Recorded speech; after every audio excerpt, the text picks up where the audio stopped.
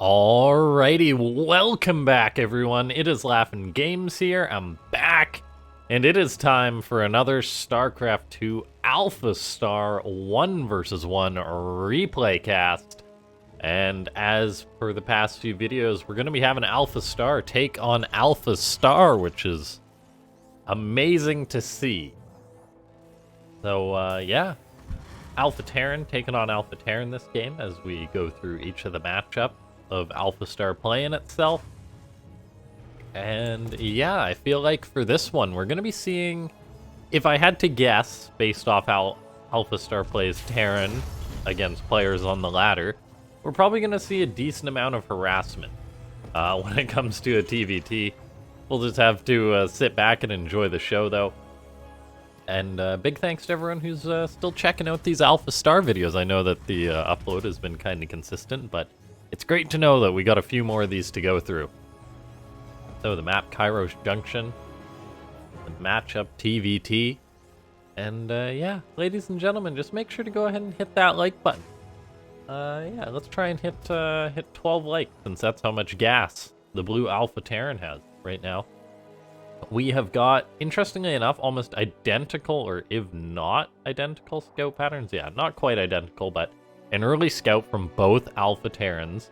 So that goes to show that them playing against each other in their ladder, scouting for proxies, likely yielded the results of not dying.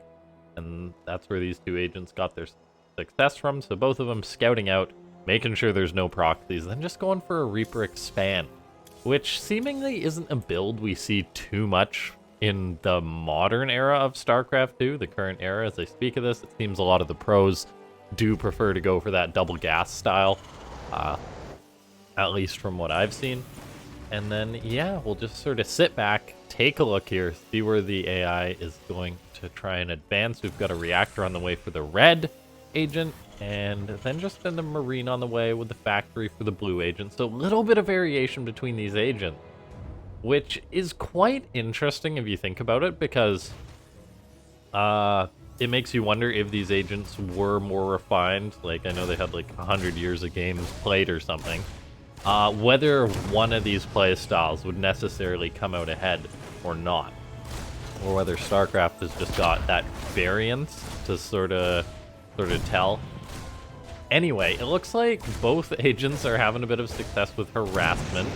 A couple SCVs going down on each side, and the Reapers are actually doing a lot of damage. Is this what AlphaStar versus AlphaStar looks like? The first Reaper just being an absolute menace? I guess it evens out, though, if both Reapers are getting damage done, and both these command centers being delayed a little bit. The red agent gets its command center done.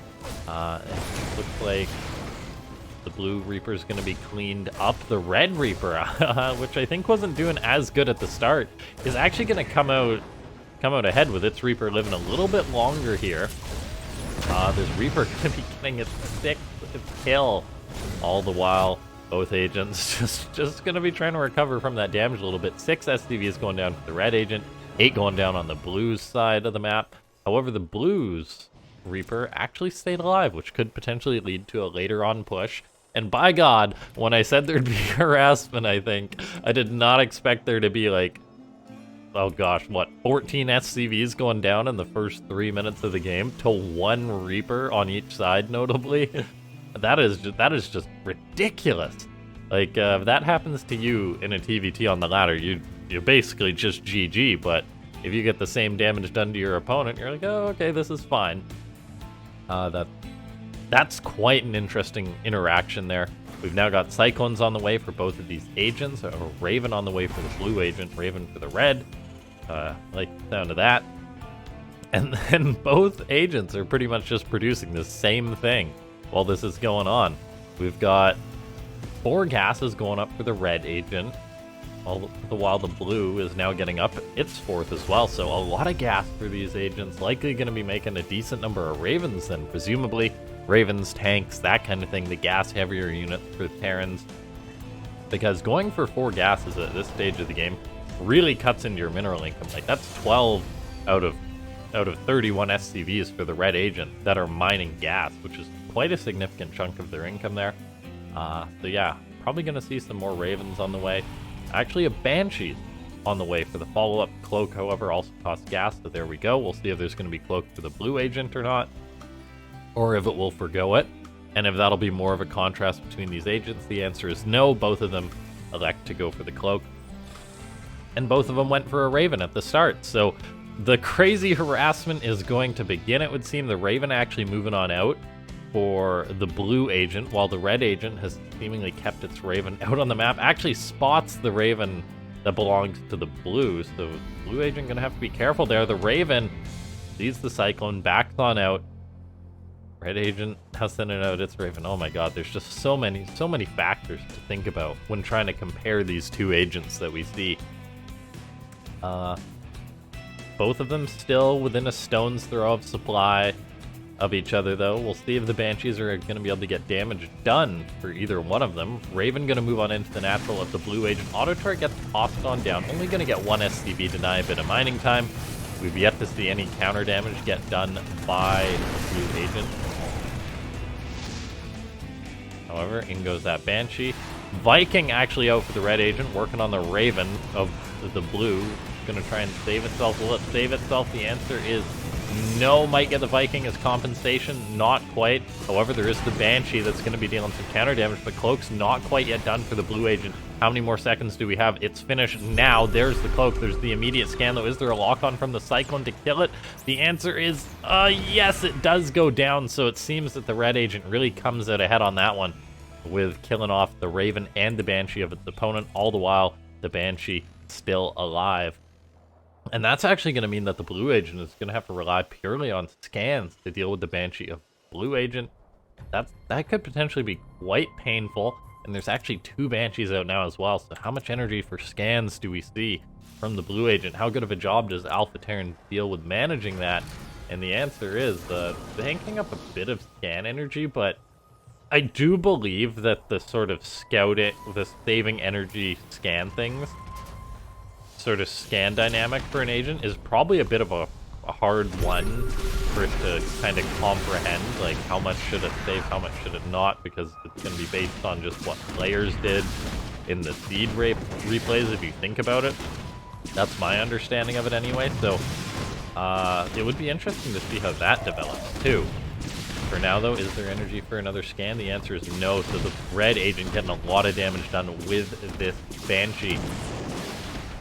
And when I'm talking about the sort of scan dynamics, it's like thinking about, like, if AlphaStar sees a Banshee, does it necessarily put two and two together, or sees a couple Banshees? Does it think, okay, there's a couple Banshees out on the map, so I need to save up more scan energy? I feel like it doesn't necessarily. We're now seeing the red agent move on in for an attack. Unsieged tanks just going forward. Marine's doing a bit of a buffer, but all the Vikings land, which is a very significant number of Vikings. There's a Banshee that could potentially counterattack for the red agent, but by gosh, this is a big attack. The blue agent could be in trouble here. Auto turrets are doing a lot of work as well on the ground for the red agent. Just all of a sudden going for a big attack. High ground tanks are there for the blue agent. The Viking war is mighty close. Raven comes from behind for the blue agent, tosses down an auto turret, but it doesn't amount to too much. Vikings still doing what they can, but mighty close here. I'm not sure if the blue agent's going to be able to hold on, and oh my god, so many SCVs died in that fight. Yeah, the blue agent is done, so 11 SCVs are all that remains. So I think the red agent, which just came out a little bit ahead, just had a very lethal attack. We're definitely going to go back and re-watch that.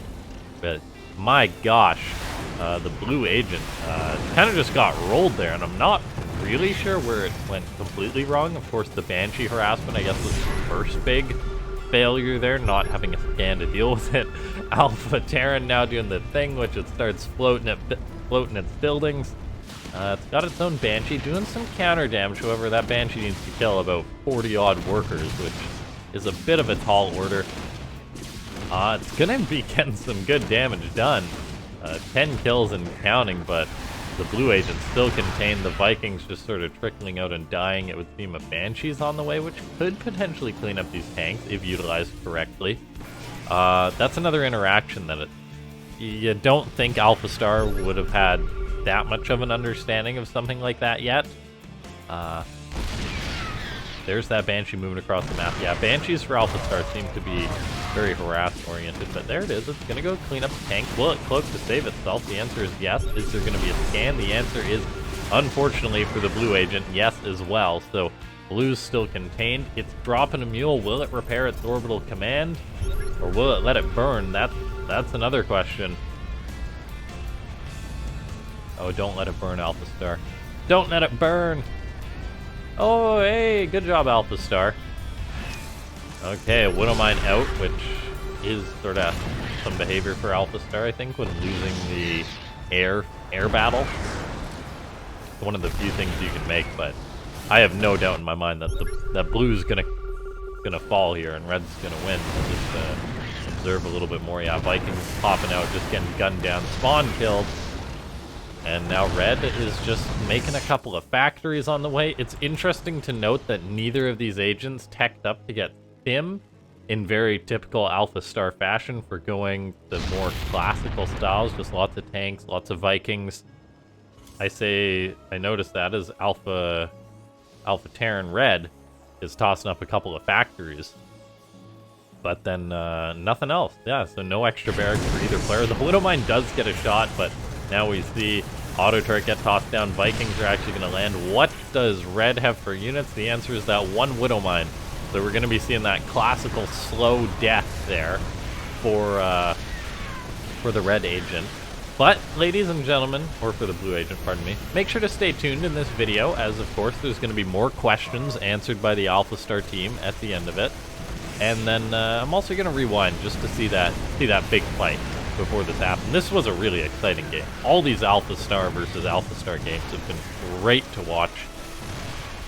Raises a lot of questions that is just oh so interesting. And now we see blue elects to throw up a couple of factories, because why not? Fighting the good fight, that's for sure.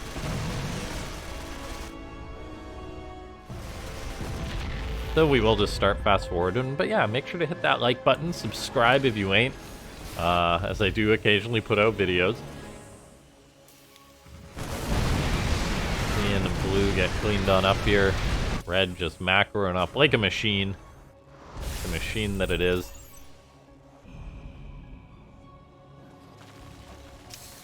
Widowmine's on the way for blue, because why not? Still hiding out in the top right. Yet to be seen by the red agent. Eventually the red agent will put 2 and 2 together. Taking a little bit, though. Maybe a little bit longer than a player would to figure that out. The one SCV is the traitor, though, leads the red agent to the base of the blue. And now there's a random Liberator sieged up in the corner. There's tanks now encroaching on the blue agent, who's actually back up to 50 supply. Got his work cut out for it, though. This is gonna be one hell of a last stand. Or gonna have to be one. I think it is quarter past not happening, though.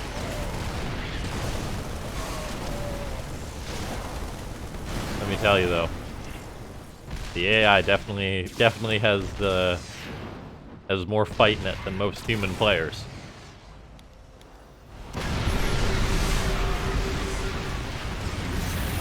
But that can only get you so far.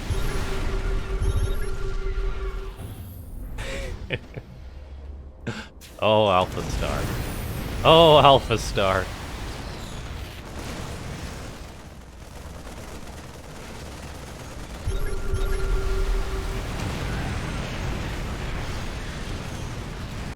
And that's that. We are gonna go back, though, and check out that fight that really killed the blue agent.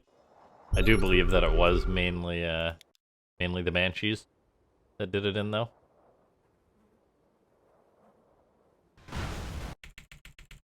Back. Okay. So the red agent moves on in for the attack. Supplies right now, yeah. The blue agent quite a bit behind because of this Banshee. We'll even go back a little further. Yeah, so they're pretty even on workers up until this point. 4 between them, then this Banshee just shows up. No scans to deal with it.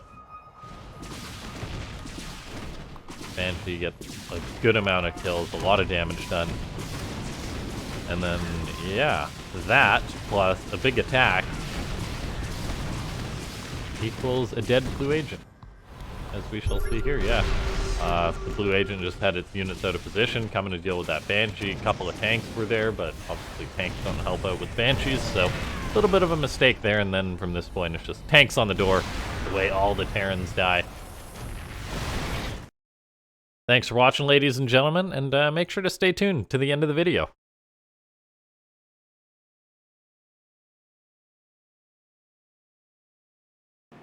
Does AlphaStar have an object permanence? Does it know that a unit or a building that it encountered is still there once it moves its camera away?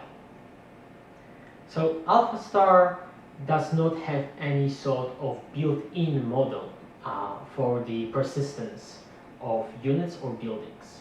It does perceive the game in a similar fashion to humans, in the sense that once the building is scouted and it's no longer inside the vision of any of its own units or buildings, it will see the snapshot under the fog of war, the same way humans do when they move their camera onto opponent base. So there is this sort of persistence. However, the units that go under fog of war, of course, disappear from its perception. That being said, especially because AlphaStar perceives the world in a very non-continuous fashion, it only sees these snapshots through time. Every time it acts, it gets a snapshot of what it currently sees, so positions of units and so on. And then there is a perceptual gap, sometimes as long as half a second, and then it perceives the world again. So in order to perform well in this sort of very discontinuous world, it has to build at least some form of internal unit or building or object persistence to be simply able of winning inside its own league and against humans. Okay, so this is something we have not hard-coded in any way. However, from the results that we've obtained, it is reasonable to assume that some form of persistence has emerged. We don't know where the limits of it lie, though.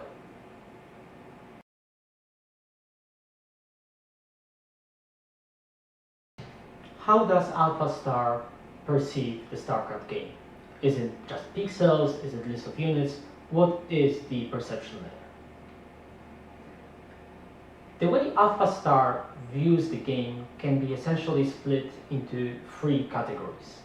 It gets high-level information about the game, such as its camera position, its race, its upgrades, things more or less that will be visible in the HUD display as a human player. Then there is a perception of units and buildings that are presented to the agent as a list of objects. So it's being told, okay, right now in your camera view, you see these specific opponent units, these are their types, and so on and so forth. So these are these discrete objects presented in quite unstructured fashion as a set of entities. And then there is a third channel, which is pretty much minimal. So the spatial representation with like height, with location of minerals, and so on. Okay, so it's a multimodal representation, which had both advantages, but also brought multiple challenges. Challenges that, quite importantly, are present in real world. Real world where AGI or AI currently is being applied is multimodal. You need to develop methods that can integrate perception from different channels, like sound, vision, maybe some LiDAR for self-driving cars, and so on and so forth. So we view this as an additional, very valuable challenge that would have applications way beyond Starcraft itself. Okay, and we spend also some time developing modules that allow to integration of these different modalities.